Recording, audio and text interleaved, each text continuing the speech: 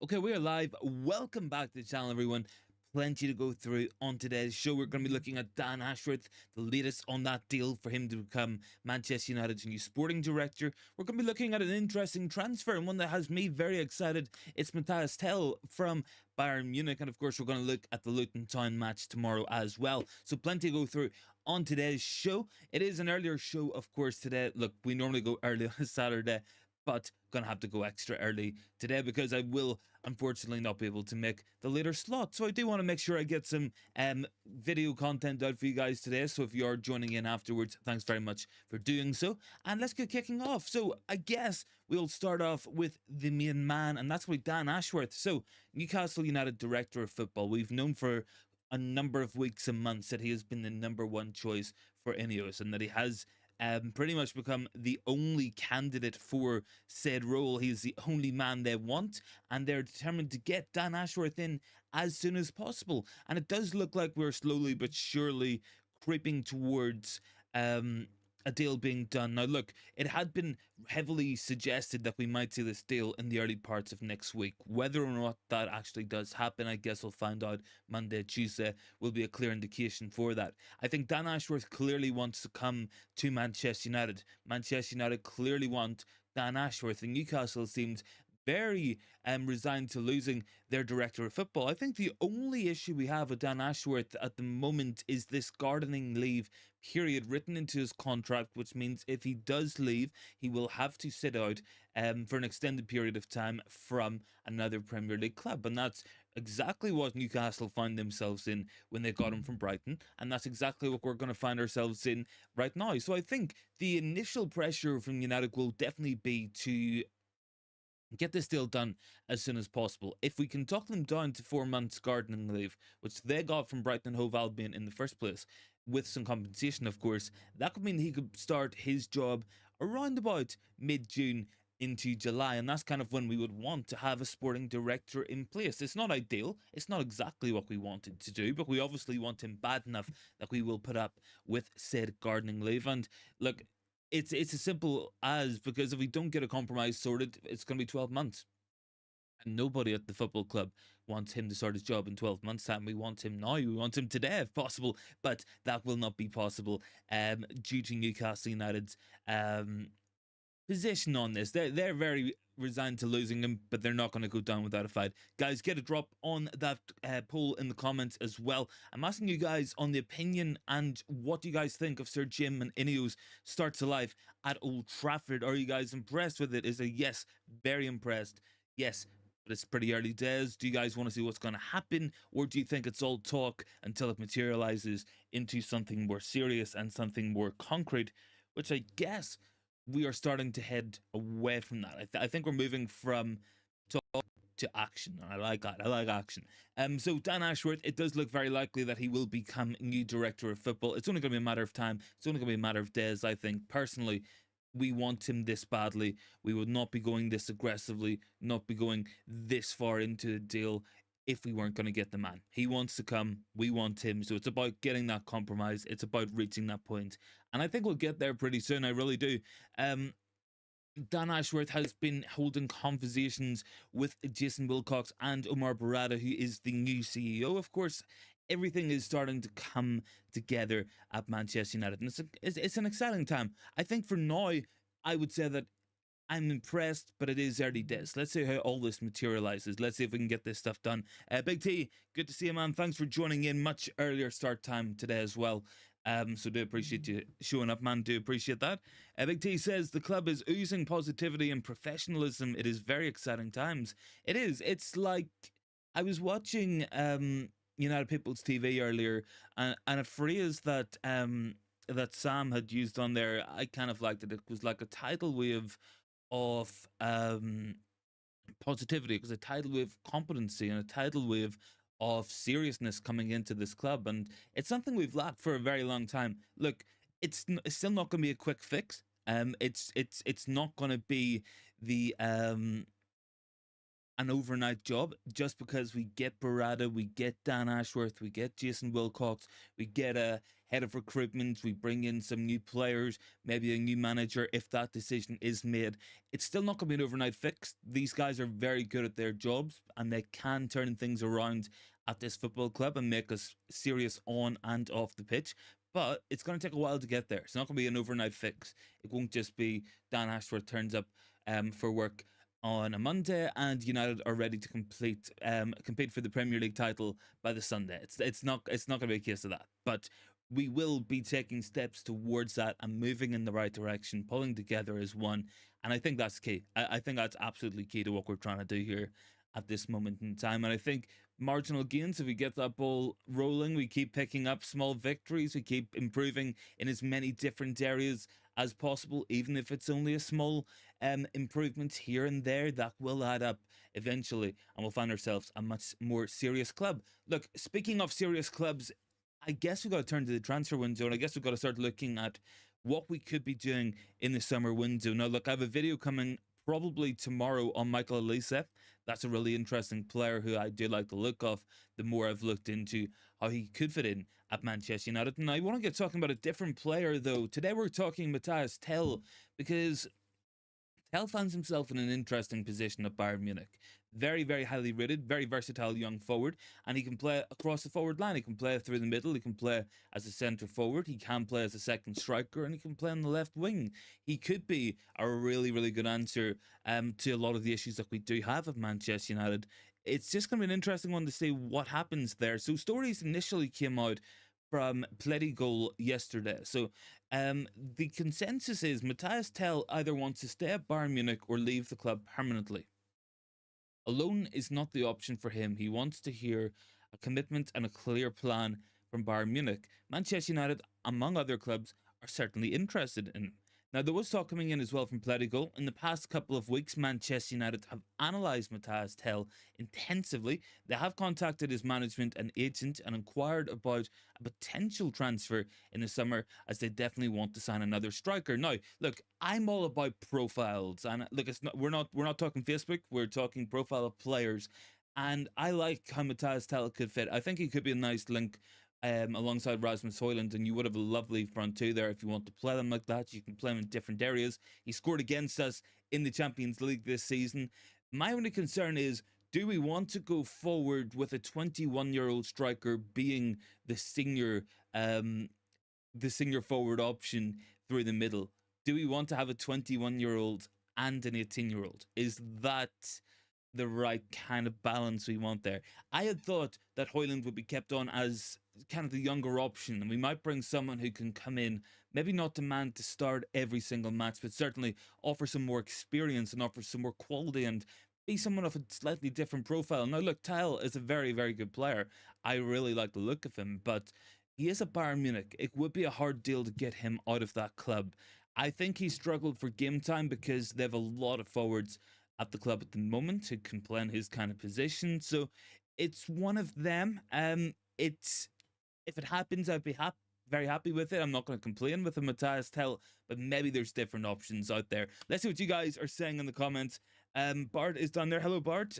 Jason the Kid would prefer Ivan Tony. Dark Crow, talkings. And Bart says, it's quite early to judge them. Let's see if they make United act decisively in the transfer market by proactively signing targets in the first months of the window and equally selling players. I agree with that there, Bart. Jarl says, not good. Aston Villa is winning.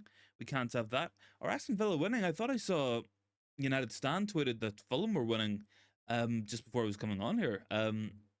Maybe I misread that.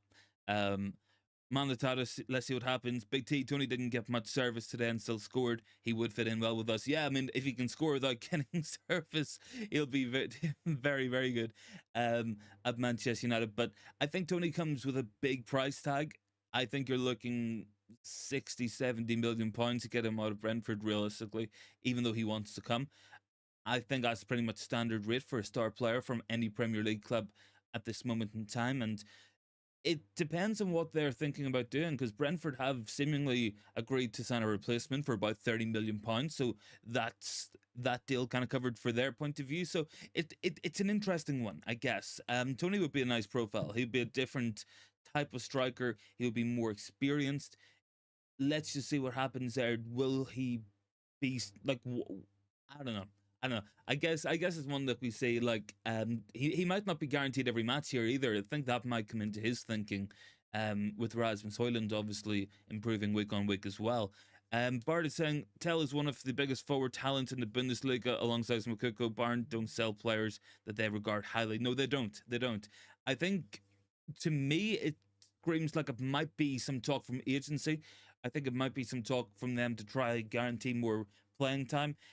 I like Mathys Tell. I think there's a really top level player in there, but I just don't know if we're gonna pull the trigger on that one. And look, it's like I said, I don't know if I can see us going for an 18-year-old striker alongside a 21-year-old forward option. I don't know if that's going to be the long term thing. But I mean, Tell is certainly very highly rated. Bayern Munich do not sell easy.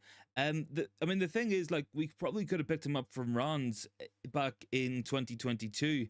Um, if we were proactive with this sort of things, that probably would have been the best time to sign him as well. Bart is saying something as well. Jarl says, must admit, I'm surprised by everything happening in and around United. Did not expect this when I heard Radcliffe was going to be the one back in October. No, I think it's coming very quickly. It's kind of like we've had a bottleneck of a lot of things in the works for a while, and I'm glad to see that. It means Ineos have been proactive because even if they are serious organizational people, which they are, serious people who want to get results done quickly, which they are, this is something that they probably couldn't have done in a matter of days unless they were proactively working on this stuff in the background, which seemingly they have. So I think that's a big positive. I think that we're seeing a lot of progress since the ratification, but for now, I'm going to reserve a lot of judgment. I'll commend them on what they've done. I think it's really good. I would say, look, if I could vote in my own poll there, I would say, yes, I am impressed, but it is early days. I think that's key there. Let's see how it progresses in the next coming weeks, in the next coming months.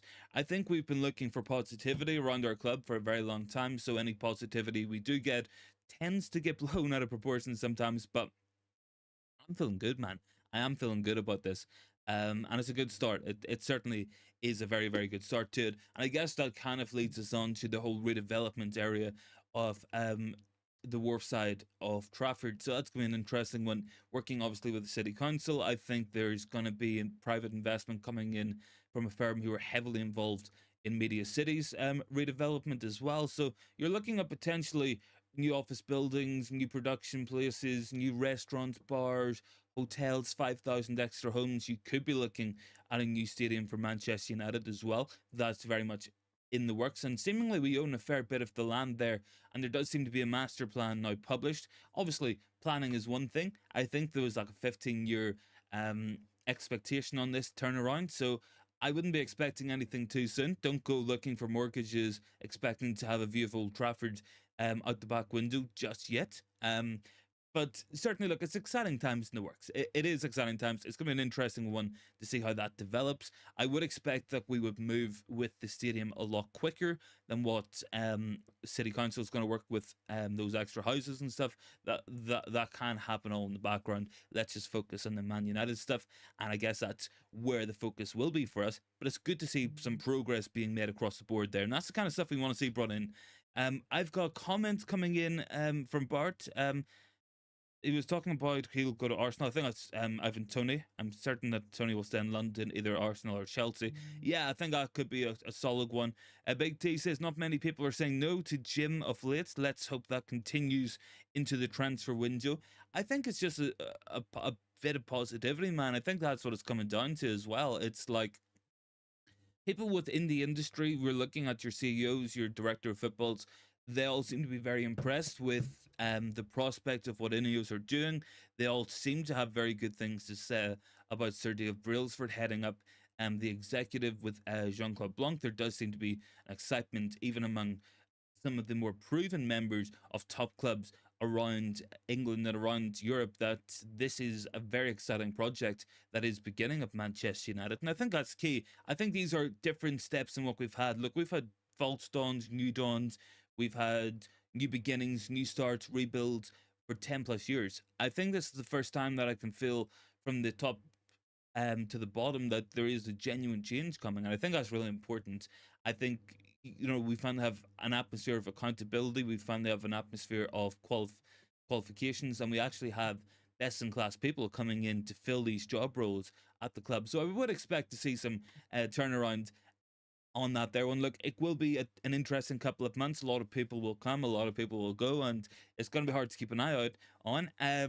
I've got comments coming in as well. Jarl says, looks like we're getting the new stadium, and at the same time, apartment buildings will spring up around the stadium, 5,000 new homes.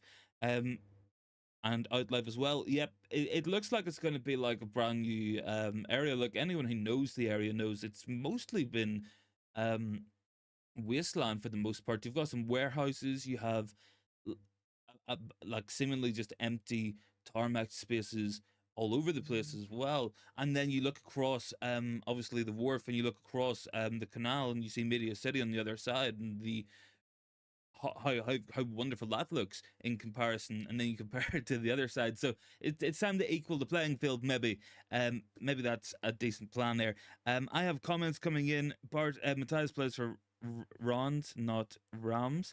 I apologize, Bart. My French is kind of bad, but I did mean to say Rens or Roms. I guess I probably tried to pronounce it in a French accent, but I got to hear it's Rennes. I do apologize for that. Thank you for keeping me right. What have I got down below as well? Jarl is saying, I was one of those who only wanted Qatar and nothing else, and then when I started to read up on Radcliffe, there is a reason why he is where he is. He is ruthless in business in a good way. Look, I would say from time to time, I think I never really fully committed on terms of what side I wanted. I think I could see positives from both sides. I think the more we learnt about the Qatari bid, the more concerning it got. Look, I was all for lots of money being pumped into the club, a new stadium, lots of players being bought, new managers. But whenever I started to see, the lack of genuine, clear plans, sorry, having the debt and everything paid, I think that was just a buzz list of words that we wanted to hear as a fan base. I think a lot of people, myself included, from time to time, probably got mixed up in terms of what was being put out there. I think there was a lot of dishonest reporting from certain sections of the media. And I think we ultimately took a look of it as Radcliffe was painted to be the guy who was going to keep the Glazer family on, and that Sheikh Gassim was going to come in, clear the Glazers out, clear the debt, build a stadium, build a team, and win everything.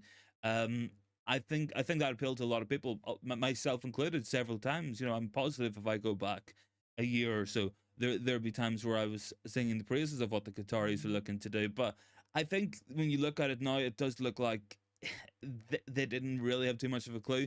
A lot of what they were putting out there, it was concerning in hindsight. An awful lot of what ultimately transpired as well, when we go back and look at it, not providing proof of funding, not providing, not willing to negotiate, threatening to walk away. I think it was a very emotional time for us all, because I think we're all very burnt out. Man, look, we're still burnt out now about the takeover. But I think we the best possible case scenario. I think the out of what there was, I think the best we could have really hoped for would be a full Ineos takeover, or at least majority Ineos takeover. But we've got what we got, and I guess it's going to improve from here. That's all that can happen.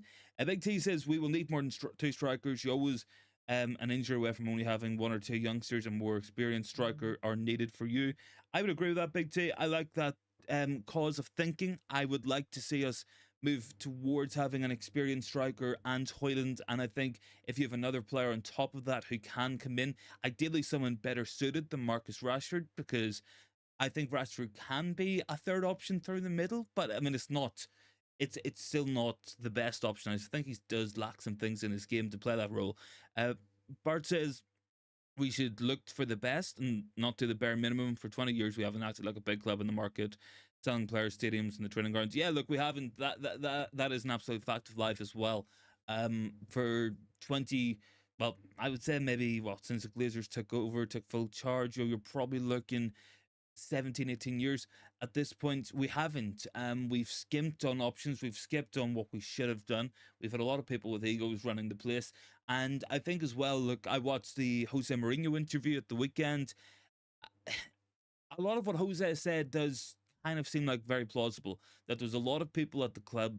Some of them were well-meaning and wanted to do well, but they didn't have the expertise to do so. He also hinted that a lot of people at the club as well, um, there was people really serving their own interests and their own egos, and that's definitely a point that I would agree with as well. You know, we seen bankers running footballing operations. We've seen people who are investment bankers trying to be directors of football and deciding what players we're going to sign and who's needed. And the only metrics that seemingly were used out there was who's going to sell the most shirts at times, and that's the kind of um, leadership we had for a long time at the club as well. Man Utd, Radcliffe did biggest damage to the club and its fans by coming, Qatar and the Glazers were getting shocked all over his petty changes. I'm not too sure about that one. Like, I mean, I think in hindsight, the Qataris didn't have much of a plan, and it wasn't really shown. I think you see people laughing and saying they would have brought Rio Ferdinand and Patrice Evra in to run the show, but uh, outside of that, I don't really know if there was too many credible outlets out there in terms of what their detailed plan would be. We've never seen them linked to names. We've never seen them having in-depth plans and discussions. And seemingly, Ineos are putting it into a best-in-class model, and that's what we needed for a long time. So let's just see how this goes. Let's see how this develops. I think takeover's done. It's Radcliffe's club now. It's Ineos' club now, and let's just see where they're going to take us. So far, it's been pretty impressive, but let's see how it develops. That's where I'm going to leave it for now. Bar saying it's good to have Jim instead of Sheikh Yassim, as neither of them were going to spend every single dime they have in the football club, especially Yassim because of Qatar's wealth includes a taxpayer. Yeah, I believe I've seen something about Credit Suisse as well. He might have lost money in that whenever they went into financial difficulties, but I'm not 100% sure. Yards down there, Qatar had big mistakes. They needed to use an American bank to prove their funds. They needed to pay the same for Class MB shares. They had this done. They would own United now. It just never happened. And I guess it's just one of those what ifs. And I'm very happy with where we are now. I'm happy with the direction we're headed in. Let's just see what happens. Obviously, look, we still got to keep up that Glazers out message. We still have to remember they're still at this football club and they will be for a long time. Hopefully, they will be gone as soon as possible, but it is one of those. They are still here. They haven't gone away. Bart says, don't worry too much about the French pronunciation. Brailsford is good, but you need someone with footballing background like Campos, Mauchi, Puzlowatsky, or Ashworth. Ideally, someone whose club has won. Yeah, look, Brailsford is good. Brailsford brings a level of expertise and a demand for excellence that we need to get behind. But it isn't just Brailsford. I think Jean-Claude Blanc will be an absolutely essential figure. We had thought he would come in as the CEO. That did look to be on the cards for a long time. But we seemingly have worked it in a different kind of way now, where Jean-Claude Blanc is on the board of directors instead. And I think that gives him more power. It means that Jim Radcliffe is not on the board of directors, I believe. I might need to double check on that one, but I don't think Radcliffe's actually on there now. So it gives us a footballing voice on there, which is something we haven't had for a long time. And it's just going to be probably the best possible scenario because Radcliffe obviously will still have a lot of influence over everything that goes on at the club whilst getting more of his own men in through the door as well. So that's probably a positive in that sense. But yeah, look, I'm happy with Barada. I'm happy with Dan Ashworth. I'll be happy with Jason Wilcox. I'll be happy with whoever comes in as a recruitment specialist. And it's going to be an interesting couple of rides. It's going to be an interesting time for it anyway. Let me see. Man Utd, Qatar were serious, but maybe they didn't have a good team of people to get the deal through, just as the Glazers didn't have good people to run the club. Maybe. I mean, rich people can make mistakes. Just because they have money doesn't mean that they're infallible. Let me see. Bart as well says, Van needs to be patient. Even if we're sluggish in the market, as a lack of Champions League may hurt them financially speaking, the health of the club cannot change within a few months. No, it can't. The long-term futures of this club can't be changed in a couple of months. It's like I said at the beginning of the show. Dan Ashworth starts work on Monday, for instance. We're not going to be winning a league title or be in contention by the Friday, as good as he is. It's going to take time. It took 17, 18 years for us to reach this point. Not that it's going to take 17 or 18 years to fix everything, but if you're looking at that much damage over such a prolonged period of time, you're going to be looking at a decent time to get things back up and running as it should be. So stay patient. I think so long as we have absolute progress and we're improving year on year, I think most of us will be happy indeed with that one. But look, I guess we'll move on and we will get talking about tomorrow's match because that's important. Ronnie said, is that the Stone Roses top? No, this is like an away from a couple of seasons ago. I think Cavani played in this one. So that will make this what, 2020 slash 2021 season, maybe?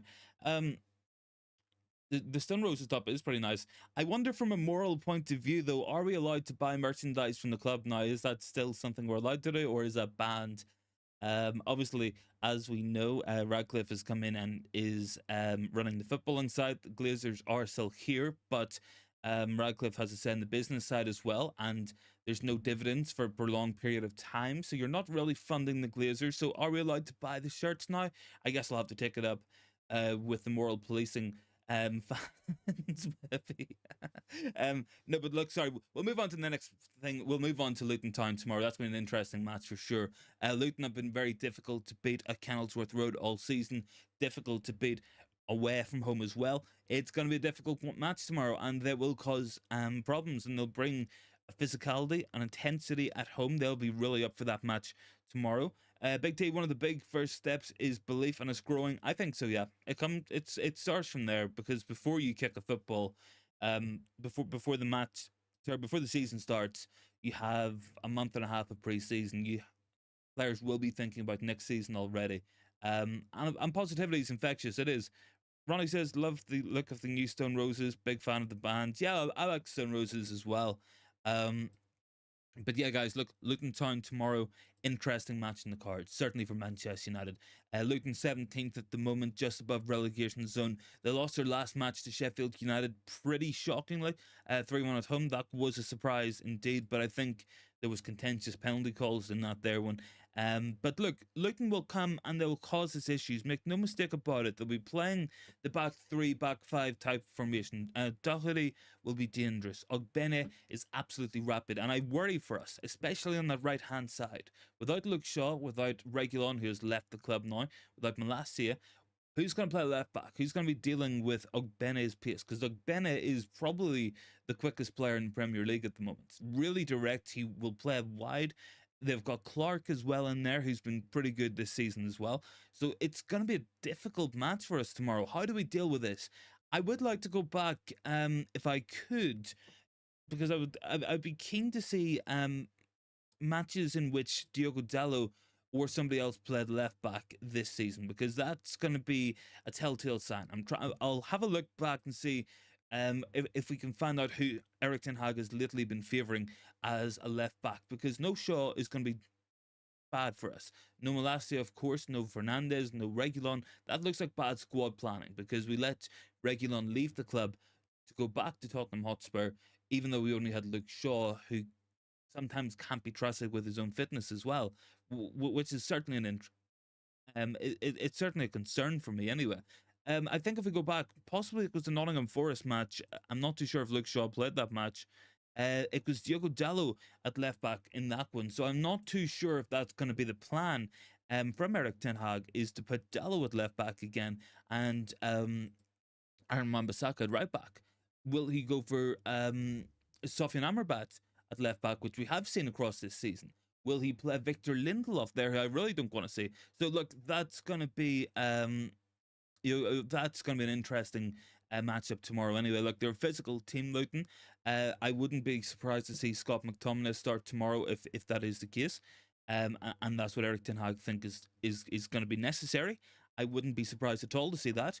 But it's certainly going to be an interesting one anyway. And they'll give us a hell of a match at Old Trafford. I think Lindelof actually scored the winning goal in that one. It was only 1-0 and we scraped that match. Luton probably should have beaten us, all things considered. So yes, they might be a team that lacks quality in some areas. I don't think that they're a particularly high quality team, but they pull together, they work hard, they fight together, they're going to be physical, they're going to be strong, they're going to be an absolute nuisance for us to deal with, and they do have some quality in there as well. I've been very impressed with Ross Barkley this season. Really good ball carrying, really good dribbling, scoring goals, his passing back to his best seemingly at Luton Town. Lukonga will be a physical presence alongside him. That back three, back five is going to be dangerous to deal with. Adebayo up front, Carlton Morris up there as well. Physical players um, across the pitch, and it's going to be about how we deal with that. Do we match them up with the three at the back? Because sometimes that is the best way to deal with trying to press that system. I'm not too sure. Look, guys, let me know your thoughts down below about the Luton match tomorrow. What are you guys expecting? What do you guys want to see in terms of a team lineup? Get your predictions in as well. I think, look, I don't have it prepared with me, but I would say that I would be surprised if we don't end up going with something very, very similar to what we've seen against. What was it? Sorry, I genuinely don't even remember who the last match was against. Aston Villa. Sorry. So I think it'll be something similar to Aston Villa. Obviously, Luke Shaw probably not going to feature. So I think we'll probably see a very similar lineup in that regard. Let me see if I can quickly load it up here. Obviously, look, Luke Shaw will be missing, unfortunately, but I would expect everything else to pretty much stay the same. Across the board, I think you will be looking Onana in goal. I think you might see Wan-Bissaka right back, Dalot left back. It'll be Harry Maguire and Rafa Varane at centre back. It'll be a midfield three of Bruno Casemiro and Manu, and it'll probably be a forward three of Garnacho, Højlund, and Rashford. That's probably how we're going to try to attack them. I know the plan will be to try double up in those wide areas. If we can do that successfully, we might have some joy. Obviously, playing with a wing back system, it will just be Ogbene on the right hand side, for instance. It will just be Doherty on that left side as well, for the most part, because obviously Clark and Morris are more central players, but they'll work hard out of possession. The wide centre backs will of course come over and help to deal with that as well. It will be a really interesting tie-up tomorrow, but I would expect to see this. I hadn't got it prepared, but do apologise, but it's just obviously Luke Shaw will be missing from this. Let me see if I quickly got it. I think last match was Villa, wasn't it? Yeah. Let me just quickly do this here, I guess. And I'll put this overlay in front of it. There we go. Yeah, so I think, like, apart from Luke Shaw, that's probably going to be how we're going to line up. 4-3-3 versus a 3-4-3. It'll be an interesting tactical battle anyway. And look, Luton are going to cause us issues. They're going to come with their own threats, their own strengths, of course, and they're a good team. I've been impressed with Luton Town this season across the board. I think they've been pretty solid, all things considered, for how little actual money's been spent on that. Good evening to Sheed for joining in. Thank you very much. Let me see. Luman says Big T will talk more in 2030. We're playing the long game there, Luman. Big T says, as long as we back the process, what's the point of the changes? Club needs the fan support. There's been unrest for too long. Takes a break.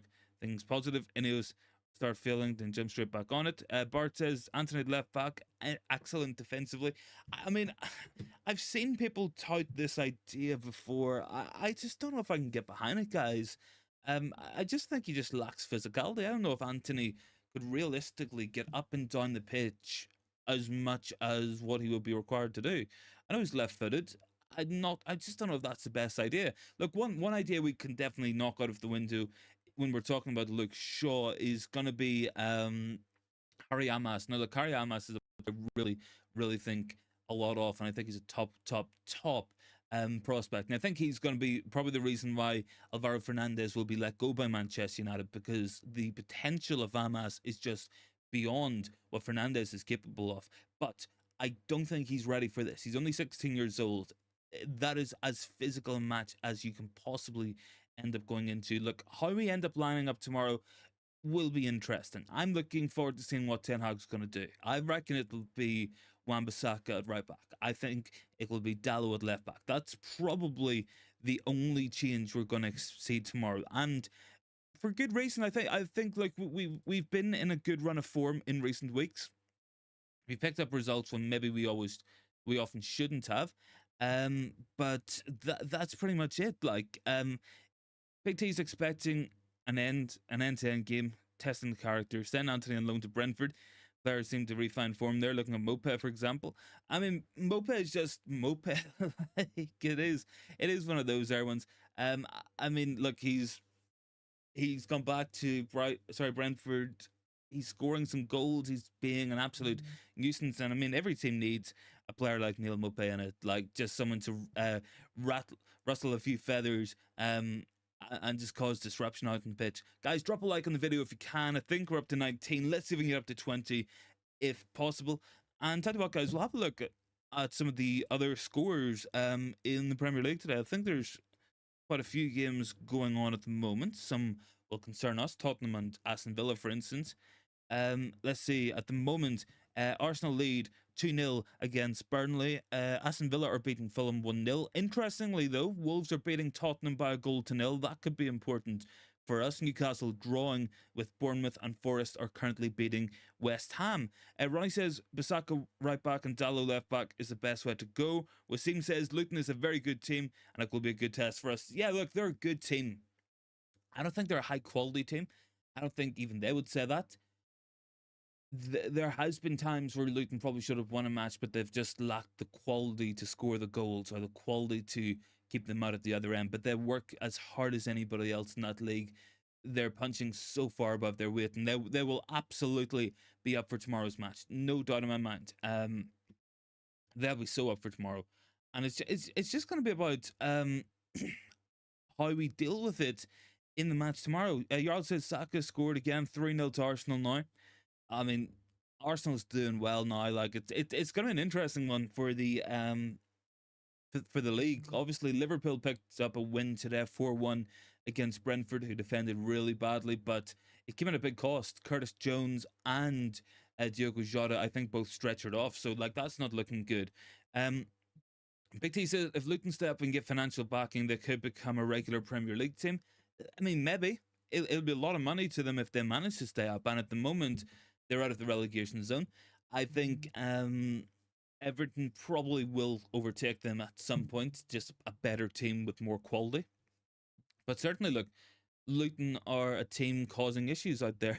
Make no mistake about it. And a lot of top teams have struggled against them. So it's just going to be about how we deal with that, I think. That's how we're going to be doing. Jarl says we can be 3 points behind Tottenham if the result stays like this. Yeah, I think that could be massive. If we manage to go and beat if we beat Tottenham, sorry, if we beat Luton tomorrow and things stay how it is against Wolves and we're 3 points behind Tottenham, if Villa drop points against Fulham today, then that's absolutely fantastic for us because that'll be one hell of a weekend as well. Wasim says 3-0. Is Luton still an artificial pitch? I don't think so. But it's just going to be about how we deal with them tomorrow, guys. They'll really, really be up for tomorrow's game. I'm looking forward to this. I think it's going to be an interesting match. I don't think United players will have played anywhere like Kenilworth Road as well. That's going to be an interesting one, how we deal with that. But it's going to be an interesting one. Look, Erik ten Hag's been speaking to the media about it tomorrow as well. I want to quickly go through some of the quotes, maybe some insightful comments, or perhaps something he could have hinted in terms of injuries. Let me just have a quick look here. For every game for us between now and the end of the season is a cup final. It's a big test for us, a test of our character, and we have to prove ourselves on Sunday because Luton have been a very good team overall, especially recently and especially at home. They've done very well throughout the season. I don't think they've lost a game by more than one goal, but lately they have improved as well. They're very impressive. We have to improve our game. I was very happy with the performance and result against Villa, but we need to improve the game, raise our standards. There is only room for progress, and you have to be able to show it.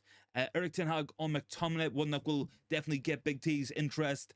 He is very successful, has scored a lot of important goals for us, and he's contributing a lot in other areas as well. I am very grateful for him. In terms of the overall season, Ten Hag has said, we know there are teams above us who have to lose points and we're dependent on them. But there are a lot of matches to play. We will have to win every match. And for us, every match is a final. Let's just take it game by game and let's see what happens. So that's what Erik ten Hag's feeling ahead of this match. It's going to be an interesting couple of weeks, couple of months. It's a really difficult run of fixtures we're on. We got Luton next, and I think we play Everton, City, Brentford, Liverpool, Chelsea, Newcastle, something like that. It's a very tough run, very difficult run, but let's see what we can do. I feel more confident now than I do a couple of weeks ago. I think we could potentially go out and have a decent match tomorrow against Luton, or we might struggle. But they haven't lost a match by more than one goal. I mean, they're going to be difficult to play against, guys. They really really are. So let me see if I can get some more quotes from Ten Hag. I think there was a press conference as well. Jarl says Spurs have just scored. Big T, am I doing a watch along? Yeah, I should be, man. I should be. Born is on there. Hello, I am early today, Born. Yes, I think I put it up at the top. I've got something that's come up pretty late, and that's gonna be about 5 o'clock or so. So I'm just doing a stream now just to get it done. I'll put a wee comment or something up, share it. It's a lot earlier than what I want to go live, but it is what it is. I'll get it done. And just wanted to make sure that we had a stream as well for today. That's what we want to do. We want to be consistent with it anyway. Got a Michael Elise video coming out either tomorrow or Monday. I'm excited about that one. So some 10 odd quotes to go for. He's talking about Dan Ashworth. He is happy now and he's working in the construction. When changes will come, they will tell him, but you can't do everything alone. It's impossible. You need good people around you. I think that's agreed. I think Ten Hag maybe has been pulled too many ways, but it's going to be an interesting one. Big T says McTominay II was clinical striker after Jota. I don't know if he's like, I mean, like he's a good finisher, but I mean, I think Jota is a good finisher as well. But I also think there's other top players up there. Tony Haaland, Julian Alvarez is a top finisher as well. You know, there are good strikers across the board. Sorry, so Ten Hag speaking on the injury front, he said Victor Lindelof came on to replace Luke Shaw with Wan-Bissaka and Tyrod Malacia also out, but we might only have one fullback in Diogo Dalot this weekend. Ten Hag said Luke is doubtful for the weekend, but we are positive he can make it. He came off as a precaution against Aston Villa. It was the right thing and the right direction. We will work until Sunday and see. Wan-Bissaka has unfortunately picked up an injury in training and will be out for a couple of weeks, which is slightly concerning in terms of our options in the fullback areas. But let's just see what's going to be happening here, and especially tomorrow. Kennelsworth Road is going to be a difficult place to go. But as Ten Hag says, the pitch is no smaller or no longer. It's still 11 versus 11. There's still a referee. Every ambience will be different, and that's what I wanted to say. We will deal with the circumstances, and it's about playing our football and make it our game. So I think that's important. I think that's an important step to be taking there. Let me see. Bart says, you know, don't need to defeat Luton. They can just defeat the men's team of Luton Town Football Club. People in Bedfordshire should be left alone. There we go, Bart. Bart always has something interesting to say as well, man. Gotta love it though. Wasim says, hope Radcliffe effect doesn't fade too soon. Hopefully not. Ronnie says, yes, we're hometown team, one up over the Reds. That'll be some result. If it says like I'll go for Glenavon. Yeah, I think Glenavon are winning. Obviously I haven't seen that they're winning. Let me just double check that there. See if they're still winning. I think actually, let me see, Ronnie. No, it's 2-1 to 2-1 to Cliftonville anyway. Tell you what, guys, we will do some predictions as well for tomorrow's match. I think I'm gonna go for a 2-1 win to United. That's my prediction. Gonna put it out there. Gonna be brave. Gonna be positive with it. That's what I'm gonna go for. Look, I think I got a comment here actually from Bart as well. Can Harry Amas play left back? I mean, Harry Amas is a left back. He's very very highly rated. I think genuinely he is a first teamer quality player. I think he is.